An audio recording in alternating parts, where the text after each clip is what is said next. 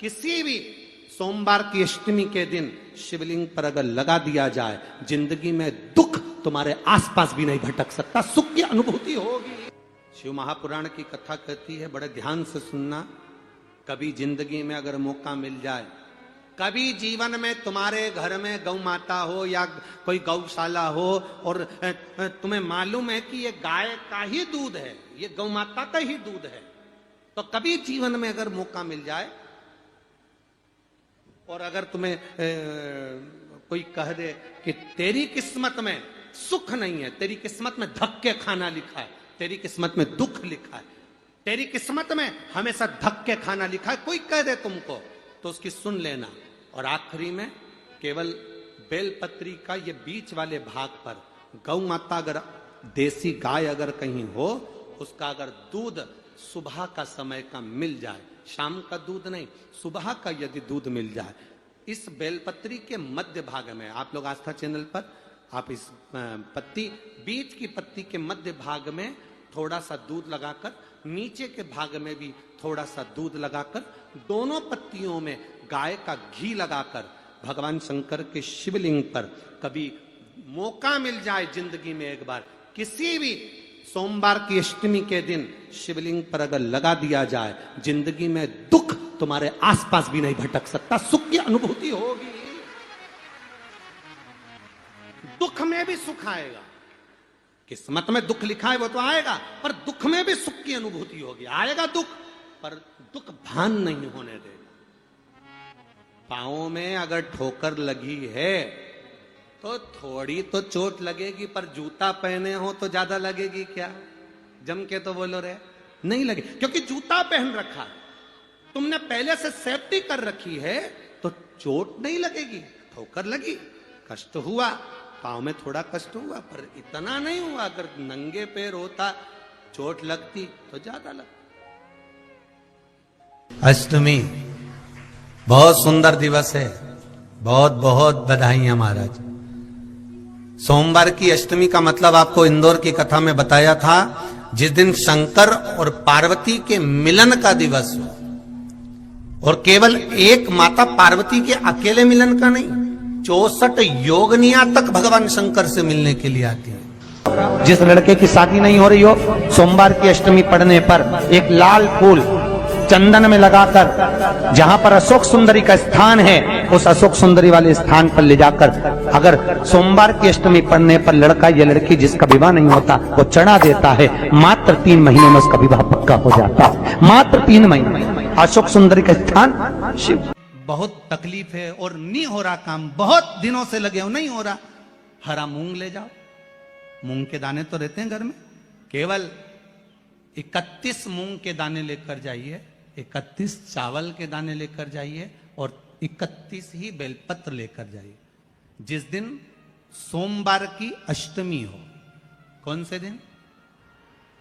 सोमवार की अष्टमी हो, उस दिन शंकर जी के मंदिर में जाओ, 3 चीज लेकर जाओ, मूंग के दाने, चावल, बेलपत्र। चावल जो 31 लेकर गए हो, अपनी कामना कर कर शंकर जी की देहली पर रख दो, चौखट पर, कहीं पर भी एकांत में उसको रख दिया जाए। मूंग के जो दाने लेकर गए हो 31, वो नंदी के पास में, जो नंदी का पांव ऊंचा रहता है, उस पांव के पास रख दीजिए।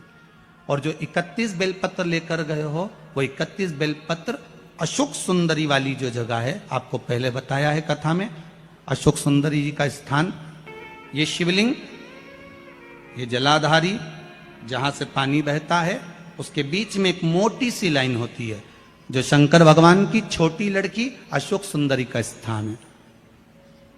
शिव जी के 13 बच्चे हैं, 13 बच्चे में सबसे छोटी लड़की अशोक सुंदरी यहीं पर विराजमान होती है, जहां से पानी नीचे गिरता है। प्रत्येक शिवलिंग के सामने एक मोटी सी लाइन होगी, उस मोटी सी जो लाइन है अशोक सुंदरी, वहां पर जो 31 बेलपत्र लेकर गए हो, अपनी कामना कर कर पीला चंदन, लाल चंदन लगाकर उस पर समर्पित करते जाओ। उसकी डंडी जहां से पानी बहता है उस ओर होना चाहिए। आप निवेदन कर कर देखो, एक सोमवार की अष्टमी पर कर कर देखना, दूसरी सोमवार की अष्टमी आएगी, अपने आप आपका काम हो गया होगा। बाबा से निवेदन तो करो, क्यों भटक रहे? एक मात्र शिव मंदिर में झाड़ू लगा रही हैं अहिल्याबाई। साधारण सा भाव है, केवल एक झाड़ू। कई लोग कहते हैं महाराज जी आप कहते हो मंदिर में जाकर झाड़ू लगाओ, पोछा लगाओ, तो जो हमने मंदिर में रख रखा है स्वीपर आदि आदि जो भी सेवा करने वाला है, काम करने वाला है, वर्कर है, वो कर रहा है, तो हम क्यों करें? अरे भाई एक बात याद रखना, आप सबसे पूछना चाहूंगा, आप लोग कहते हो कि मंदिर की सफाई जो वर्कर रखा है उसे करना चाहिए, मंदिर की सफाई जो पुजारी रखा है उसको करना चाहिए। मैं आपसे पूछना चाहता हूं कि आपके घर में जो तिजोरी है दिवाली पे उसकी सफाई कौन करता है? नौकर करता है?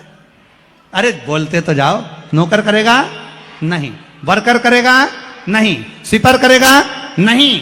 तिजोरी की सफाई कोई दूसरा नहीं करता, तिजोरी की सफाई हमें करना होती है। उसी तरह मंदिर की सफाई न पुजारी करे न कोई वर्कर करे, जो दर्शन करने जाए वो करे, क्योंकि ये तिजोरी है हमारी, ये तिजोरी है हमारी, यहां से हमें मिलता है, ये मेरा देव अतिदेव महादेव देता है। और धतूरे का फूल,